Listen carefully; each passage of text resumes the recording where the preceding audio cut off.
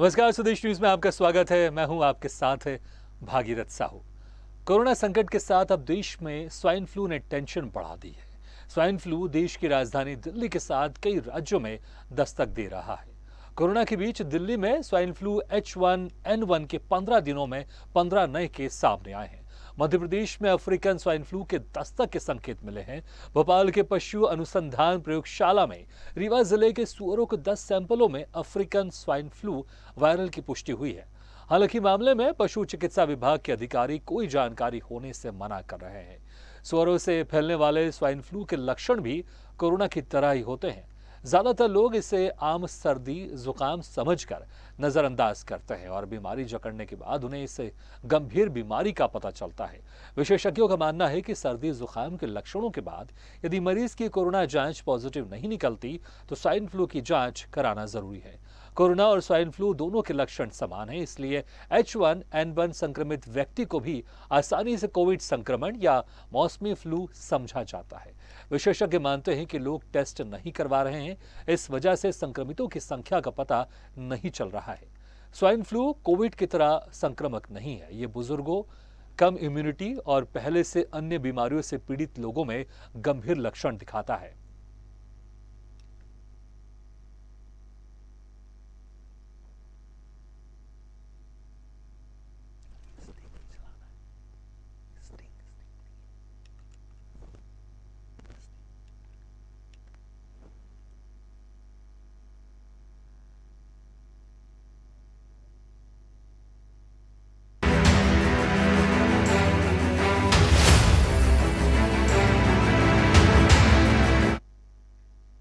Swine flu से कैसे बचें? आम दिनचर्या में इससे बचने के लिए लोग क्या उपाय कर सकते हैं और इसके लक्षण दिखने या संक्रमित होने पर मरीज को क्या करना चाहिए? क्या इस बीमारी में भी क्वारंटाइन होने की जरूरत है? इन सब पर चर्चा के लिए हमारे साथ जुड़ रहे हैं एम्स रायपुर के पूर्व अधीक्षक डॉक्टर करण पीपरे। डॉक्टर करण पीपरे जी, आपका बहुत बहुत स्वागत है स्वदेश न्यूज के इस खास पेशकश में। करण पीपरे जी, आपको हमारी आवाज सुनाई दे रही है? चलिए, लगता है कि हमारा फोन कट गया है और संपर्क उनसे नहीं हो पा रहा। दोबारा हम संपर्क करेंगे और इनसे हम जो आज हमारा एक इम्पोर्टेंट विषय इस पर जानकारी लेंगे, क्योंकि एक तरफ कोरोना पूरी तरह से खत्म नहीं हुआ है, वहीं दूसरी तरफ स्वाइन फ्लू का खतरा भी मंडरा रहा है, क्योंकि कुछ केसेस अभी स्वाइन फ्लू के नजर आए हैं, मिल रहे हैं। इससे लग रहा है कि कहीं स्वाइन फ्लू घातक जो बीमारी है कोरोना, उसकी तरह कहीं विकराल रूप ना ले ले। और तमाम सवाल हैं कि क्या कुछ जिससे परेशानी हो सकती है, कैसे होता है। इस पर जानकारी के लिए हमारे साथ जुड़े हुए हैं डॉक्टर करण पीपरे। डॉक्टर करण पीपरे जी, आपका बहुत बहुत स्वागत है स्वदेश न्यूज की इस खास पेशकश में। जी करण पीपरे जी, अभी भी कोरोना पूरी तरह से खत्म नहीं हुआ है, वहीं दूसरी तरफ स्वाइन फ्लू का भी खतरा मंडरा रहा है। कुछ केसेस अभी सामने आए हैं, चाहे दिल्ली की बात करें, राजधानी के, तो वहां पर कुछ केसेस सामने आए और कई राज्यों में कुछ केसेस भी इसके सामने आए हैं। तो सबसे पहले तो ये जानना चाहेंगे कि आखिर जो स्वाइन फ्लू होता है वो किस तरह से होता है? ये वायरस इस सीजन में जुलाई, अगस्त और सितंबर, बल्कि जून के आखिरी सप्ताह से लेकर के सितंबर, अक्टूबर तक ये वायरस काफी हावी रहते हैं और इनसे आउटब्रेक भी होता है। तो जैसा कि आपका प्रश्न है, स्वाइन फ्लू से संबंधित ये एक अपर रेस्पिरेटरी ट्रैक्ट इन्फेक्शन है और वहां से फिर ये नोज और थ्रोट के द्वारा लंग्स में जाता है। जिस प्रकार से कोरोना का एक अनुभव है और नॉलेज है और जो उसके जो कारण होते हैं, जो वो भी रेस्पिरेटरी ट्रैक्ट का वायरस है और ये भी उसी ट्रैक्ट से जाता है। और इसमें इसका जो जांच में ये पाया जाता है कि ये इसका जो साइंटिफिक नेम है H1N1 वायरस है स्वाइन फ्लू का। और लक्षण करीब करीब एक से होते हैं: सर्दी, जुकाम, खांसी, बुखार, निमोनिया, सिर दर्द, डिहाइड्रेशन, और अगर अच्छे से इलाज ना हो उसका तो रीनल फेलवर, हार्ट फेलवर, ये सब होता है और डेथ भी होती है। जैसे कि आपको जानकारी अगर होगी, 2015-16 में एक आउटब्रेक हुआ था जिसमें लगभग 1500-1600 लोग, 1700 लोग इसमें इन्फेक्शन हुआ था। और उसके बाद में 2016 में भी इन्फेक्टेड पर्सन थे, लेकिन कुछ उसमें उसका स्वाइन फ्लू का ड्रॉप हुआ था, कम हुए थे और डेथ भी कम हुई थी। और उसके बाद में फिर 17 में भी हुआ, उसमें लगभग 15-20 हजार लोग इन्फेक्शन हुए, डायग्नोस हुए उससे। और इसके जो वैक्सीन वगैरह लग जाते हैं तो इसकी रोकथाम हो जाती है। स्वाइन फ्लू का जो मुख्य कारण है वो है आपका H1 और N1 नाम का जो वायरस होता है। इसके जो नाक के द्वारा किसी इन्फेक्टेड पर्सन के जो ड्रॉपलेट इन्फेक्शन वगैरह होते हैं, सर्दी खांसी होती है उनको, और उनके कांटेक्ट में आने से दूसरे व्यक्ति को सांस के द्वारा ये जाता है और उसमें हाई ग्रेड फीवर होता है, बहुत तेज बुखार आता है, सिर दर्द होता है, वॉमिटिंग भी होती है और गले में खराश भी आती है, नाक से पतला पतला पानी और सिक्रीशन आता है, खांसी बहुत तेज चलती है और ऑक्सीजन की कमी और सांस में तकलीफ होती है।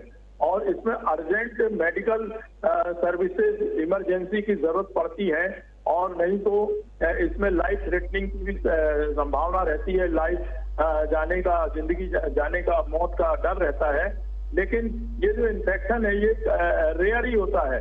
लगभग मैं समझता हूँ कि एक साल में लगभग 2-4 लाख लोगों को होता होगा। इतनी बड़ी पॉपुलेशन में एक अरब 40 करोड़ पॉपुलेशन का देश है हमारा, और जैसे दिल्ली में 2 करोड़ की पॉपुलेशन से ज्यादा का शहर है, तो वहां पे इस प्रकार के अगर सुनाई देते हैं तो ये काफी सालों से होते हैं। हम लोगों ने भोपाल में कॉलेज से IAS और शिक्षा विभाग के जो सेक्रेटरीज होते हैं और कमिश्नर होते हैं, डॉक्टर्स होते हैं, डीन वगैरह, सबके साथ में मिलकर के रैली भी निकाला करते थे। रायपुर एम्स में भी हमने रैली निकाली इसके संबंध में, जानकारी और जागरूकता और बचाव के लिए। बचाव सिर्फ उसी प्रकार से होता है जिस प्रकार से कोरोना का बचाव करते हैं हम, सैनिटाइजर का भी उपयोग करते हैं, डिस्टेंसिंग भी बनाए सर्दी खांसी बुखार वालों से, और मास्क का भी उपयोग करते हैं, घर से कम निकले इसके लिए। लेकिन छोटे बच्चों को बचा के रखना जरूरी है। वो मॉर्बिडिटीज यानी डायबिटीज और हार्ट की बीमारी और लकवा के लोगों की जो कमजोर एनीमिक होते हैं, ये बुजुर्ग लोग रहते हैं, इनको बचाना बहुत जरूरी है। इम्यूनिटी सिस्टम इसमें डाउन होता है, उसके कारण ये लक्षण होते हैं। और लक्षणों का अगर इलाज तत्काल सिम्टोमेटिक इलाज नहीं हुआ या वैक्सीनेशन नहीं हुआ है उनको, तो जान जाने का खतरा रहता है। वैक्सीनेशन बहुत जरूरी है। अगर बच्चों को वैक्सीनेशन लग गया है तो मैं समझता हूँ कि इससे तो डॉक्टर करण पिपरे जी, स्वाइन फ्लू की पर्टिकुलर वैक्सीन आती है, मार्केट में है अवेलेबल इसकी? हाँ, ये सरकार लगाती है। और सीजनल अगर आपकी बॉडी की इम्यूनिटी कम होती है तो उसकी बूस्टर डोज भी लगाती है, तो इसका वैक्सीन भी अवेलेबल है। और दवाइयां एंटीबायोटिक, एंटी इंफ्लेमेटरी, जैसे साइप्रोफ्लॉक्सासिन है, एमॉक्सिसिलिन है, एरिथ्रोमाइसिन है और जेंटामाइसिन है, ये इंजेक्शंस लगते हैं एंटीबायोटिक और पैरासिटामोल टैबलेट्स वगैरह या उसके इंजेक्शंस भी लगते हैं। और ये सिम्टोमेटिक सपोर्टिव ट्रीटमेंट इसलिए जरूरी है कि अगर आपकी बॉडी की इम्यूनिटी, ये बहुत अच्छी चीज जानकारी दे रहा हूं मैं आपको, अगर बॉडी की इम्यूनिटी अच्छी है आपकी तो ये इन्फेक्शन नहीं होगा आपको। जिनकी कम इम्यूनिटी रहती है उनको होता है अधिकांश देखा गया है और बच्चों में होता है। और अगर आपकी इम्यूनिटी पावर अच्छा है, स्पोर्ट्स के हैं, खाते पीते अच्छा, हाई प्रोटीन। अच्छा करण पिपरे जी, अगर इसको हम कोरोना से अगर इसको हम कंपेयर करें, क्योंकि इम्यूनिटी की बात हो रही है जी, बिल्कुल बिल्कुल करण पिपरे जी, अगर इसको हम कोरोना से कंपेयर करें कि जिसमें इम्यूनिटी कम रहती है उसमें कोरोना ज्यादा हमला, जो उसके वायरस होते हैं कोरोना के, वो ज्यादा हमलावर हो सकते हैं और इस तरह से सीवियर कंडीशन भी हो सकती है। अगर कोरोना से कंपेयर करें तो इसके वायरस और स्वाइन फ्लू के वायरस कितने ज्यादा, कौन से वायरस ज्यादा खतरनाक है, और जिसकी इम्यूनिटी कम है उसको कौन से वायरस ज्यादा असरदार होंगे, कौन से वायरस ज्यादा नुकसान पहुंचा सकते हैं अगर कोरोना वायरस से कंपेयर करें तो? बिल्कुल स्पष्ट है। एक तरफ आप स्वाइन फ्लू का वायरस रखिए H1N1, दूसरी तरफ कोविड-19 का वायरस रखिए, दोनों के लक्षण मिलते जुलते हैं, वायरस अलग अलग है, नाम अलग अलग है, साइंटिफिक नेम अलग अलग है, रूट ऑफ इन्फेक्शन एक सा है, और सीवियरिटी जो होती है इम्यूनिटी की तरह, इम्यूनिटी अगर आपकी कम है तो जिस प्रकार से आपने कभी नहीं सुना होगा कि स्वाइन फ्लू ने इतना बड़ा अटैक किया है विश्व में, है जिस प्रकार से कोरोना में किया है। तो स्पष्ट है, इससे हमको अनुभव मिलता जा रहा है। कोरोना से भी अनुभव मिल रहा है, स्वाइन फ्लू तो पहले से है, H1N1 जो वायरस है वो तो पहले से है, और कोरोना तो अभी 2-3 साल हुआ है। तो मैं समझता हूँ कि इसका इतना एक्सपीरियंस हो गया है सभी लोगों को। कोरोना का वायरस ज्यादा डेंजरस है रेस्पिरेटरी ट्रैक्ट में और हार्ट के लिए और ब्रेन के लिए, जहां जहां वो इन्फेक्शन सीवियर अगर होता है वेंटिलेटर में चला जाता है सीधे पेशेंट। लेकिन स्वाइन फ्लू में इतनी जल्दी वेंटिलेटर में नहीं जाता है और इतनी डेथ भी नहीं होती है। तो सीरियसनेस और सीवियरिटी अगर देखें और डेंजरस अगर है कोई वायरस तो वो है कोविड-19 का वायरस। स्वाइन फ्लू का भी है, लेकिन हमें बचना पड़ेगा उससे आपकी बॉडी की, कम लोगों को होता है, उतनी ज्यादा महामारी एपिडेमिक नहीं होती है स्वाइन फ्लू में। तो आपको उसके लक्षण अगर डेवलप हो गए हैं तो आपको उससे बचना भी पड़ेगा, अच्छा होना पड़ेगा, डॉक्टर के पास जाएं। इमरजेंसी है, बच्चों की समझ में नहीं आ रहा, निमोनिया हो गया, सर्दी हो गई, खांसी हो गई, किसी के दिमाग में ये नहीं आता, पेरेंट्स के दिमाग में भी नहीं आता, चिकित्सक के दिमाग में भी ये नहीं आता जिसको स्वाइन फ्लू हुआ है कि कोरोना हुआ। वो तो समझते हैं कि सर्दी जुकाम बुखार के बाद हो सकता है कि निमोनिया हुआ होगा, लेकिन निमोनिया लंग का इन्फेक्शन है उसके कारण होता है। तो ये वायरल भी होता है, बैक्टीरियल भी होता है। बैक्टीरियल न्यूमोकॉकल बैक्टीरिया जो होता है उससे होता है, और जो वायरस है वायरल है, वायरस इन्फेक्शन है जो कोरोना का या स्वाइन फ्लू का उससे होता है। जो फेफड़ों में जो सूजन आती है, एडिमा हो जाता है, पानी जमा हो जाता है, प्लूरल इफ्यूजन हो जाता है, न्यूमोनाइटिस हो जाती है, सांस में तकलीफ होती है, ऑक्सीजन की कमी हो जाती है और ज्यादा सीरियसनेस होता है, तेज बुखार आता है, पेशेंट घबराने लगता है, डिहाइड्रेशन होता है, उल्टियां भी होती हैं, हाथ पैर में दर्द होता है, चक्कर आता है, फेंटिंग होती है, बेहोश हो जाते हैं।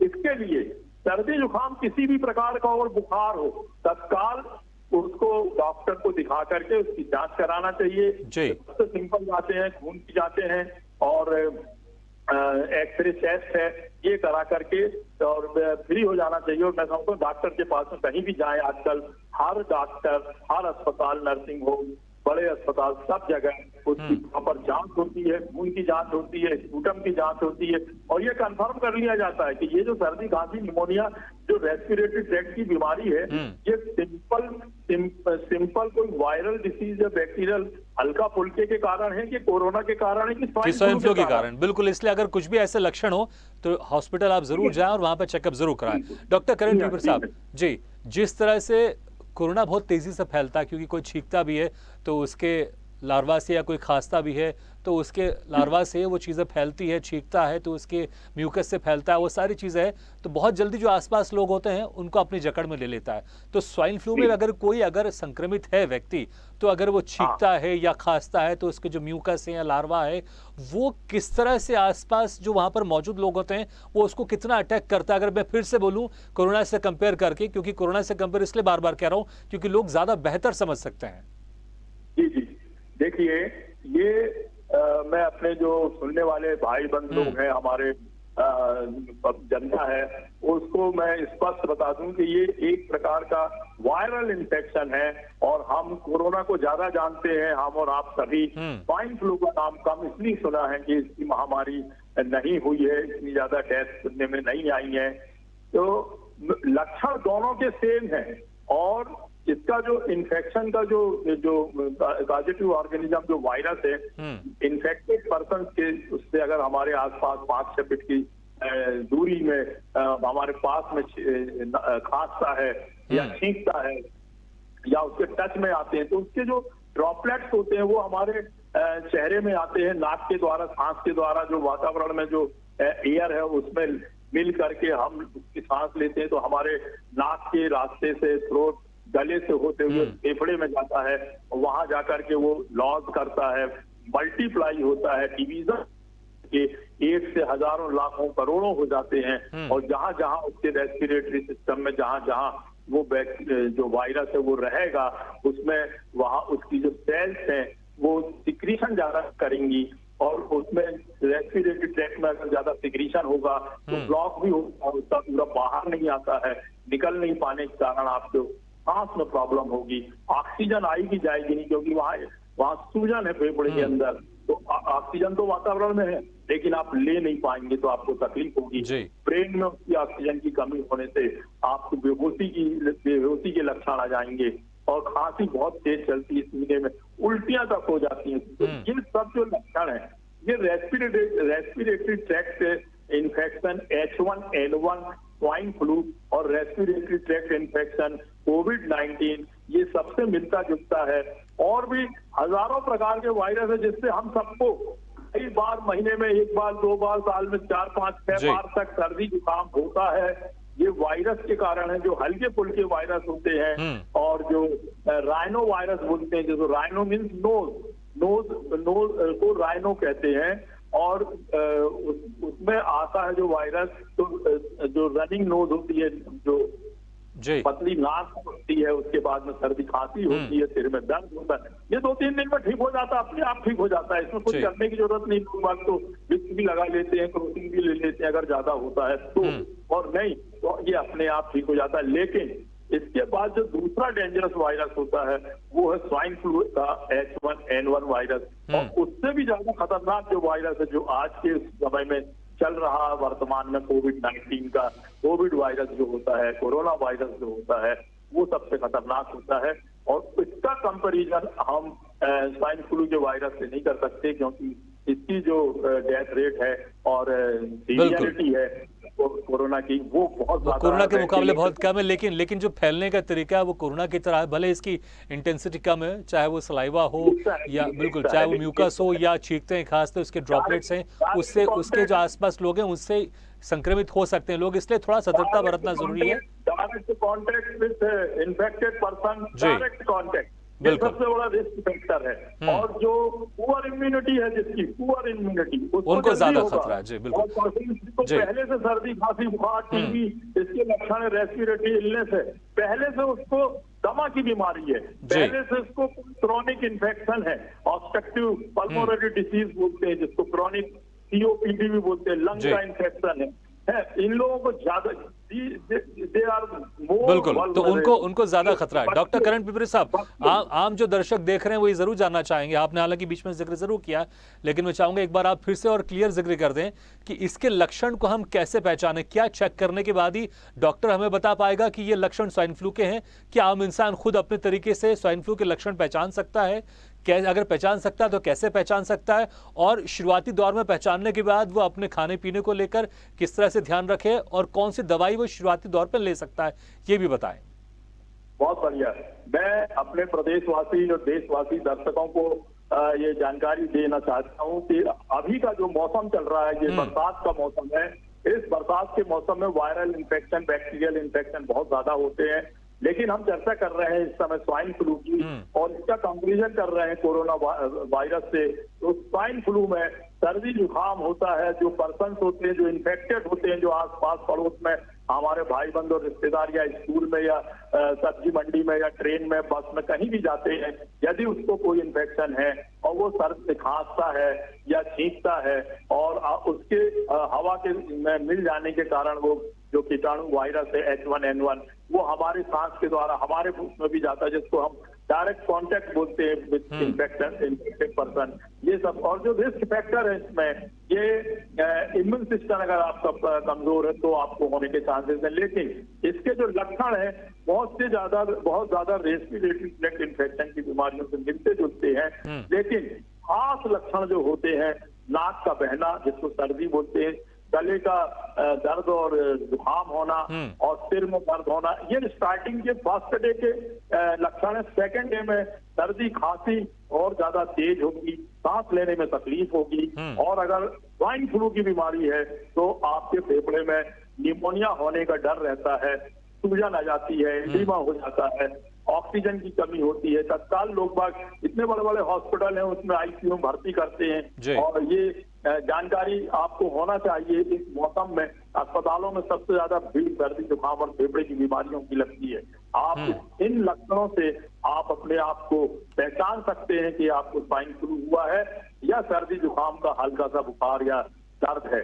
लेकिन पहले दिन भी अगर आपको तकलीफ हो रही है तो तत्काल, छोटे बच्चे हैं, महिलाएं हैं, गर्भवती माताएं हैं, बुजुर्ग हैं, उनको ये सब हर उम्र के लोगों को H1N1 वायरस स्वाइन फ्लू का खतरा होने का खतरा बना रहता है, और तत्काल अस्पताल में जाएं, अपनी हिस्ट्री दें, और जो लोग घर में आसपास जहां से भी आप आए, जब लगा है आपको इन्फेक्शन, तो कहीं ना कहीं घर से या स्कूल से या नौकरी चाकरी में जाते हैं, बाजार हाट में जाते हैं, जी। तो वो सब बताएं उनको, और आपकी पुरानी जो बीमारियां हैं वो भी बताएं कि आपको और कौन कौन सी पहले बीमारियां हुई हैं, बिल्कुल। की बीमारी, दमा की बीमारी, फेफड़े की बीमारी और खांसी की बीमारी और निमोनिया का हुआ था, और अपनी कमजोरी के बारे में भी बताएं कि आपको अगर कमजोरी है और बार बार इन्फेक्शन होता है रिपीटेटिव, तो डॉक्टर समझ जाएगा कि आपकी बॉडी की इम्यूनिटी भी कम है और जी। आपको ये बीमारी लगने का डर है।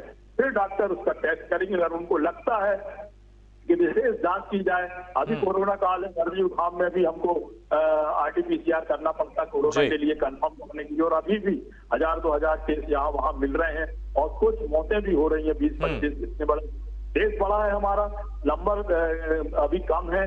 हमने देखा 4 lakh patient per day diagnose हुआ करते थे, और अभी तो 1000 में है, तो डरने की बात नहीं है, लेकिन चौकन्ना रहना है आपको। अच्छा और डॉक्टर साहब समय कम है, एक बहुत इंपॉर्टेंट सवाल आपसे करना चाहता हूं कि जिस तरह से हाथ धोने से कोरोना के वायरस खत्म हो जाते हैं, क्या इसमें भी अगर स्वाइन फ्लू के अगर वायरस उसके हाथ में है, संक्रमित व्यक्ति के, अगर वो भी अपने हाथ धोता रहता है और मास्क अगर पहनते हैं, जो हम प्रोटोकॉल फॉलो करते हैं, मास्क पहनते हैं, हाथ धोते हैं, तो ये भी इस स्वाइन फ्लू में कारगर है? अगर संक्रमित है व्यक्ति, उसके हाथ में अगर उसका ड्रॉपलेट से अगर वो हाथ धोता है तो वो वायरस खत्म हो जाएंगे? आपके प्रश्न का उत्तर यस, इसीलिए कि ये उतना डेंजरस वायरस नहीं है।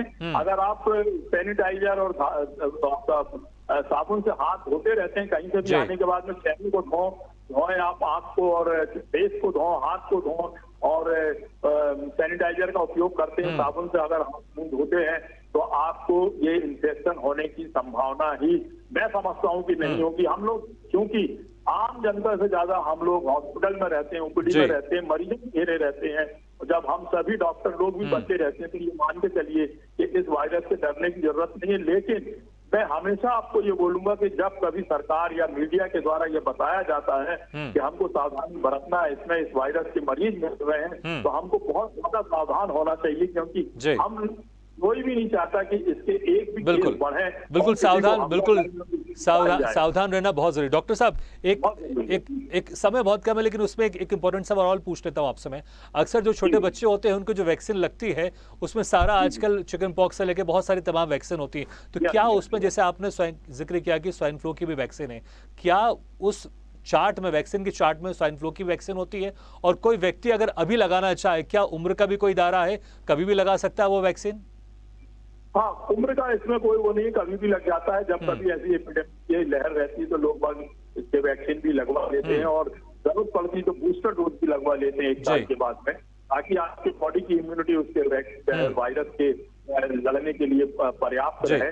और जो ये कंपलसरी वैक्सीन में नहीं आता है, लिस्ट में नहीं आता है स्वाइन फ्लू का, लेकिन लोग लगवा लेते हैं। जैसे न्यूमोकॉकल वैक्सीन जो होता है निमोनिया का, बच्चों में ये बैक्टीरियल इन्फेक्शन है, ये इसके वैक्सीन लगते हैं, और DPT ट्रिपल वैक्सीन जिसको बोलते हैं, ऊपर खांसी वगैरह के और मीजल्स के, ये वायरस जो होते हैं इसके वैक्सीन लगते हैं। बिल्कुल डॉक्टर साहब, तो वैक्सीन अवेलेबल है, अगर किसी को लगाना चाहे लगा सकते हैं, लेकिन सावधानी अगर आप बरतते हैं, जो प्रोटोकॉल कोरोना के समय आप फॉलो करते हैं, हाथ धोना, सैनिटाइजर करना और मास्क लगाना, वो भी अगर आप यहाँ पर उन प्रोटोकॉल्स को फॉलो करें तो आप बहुत हद तक स्वाइन फ्लू से बच सकते हैं। लेकिन टेंशन नहीं है उतना जितना कोरोना वायरस में।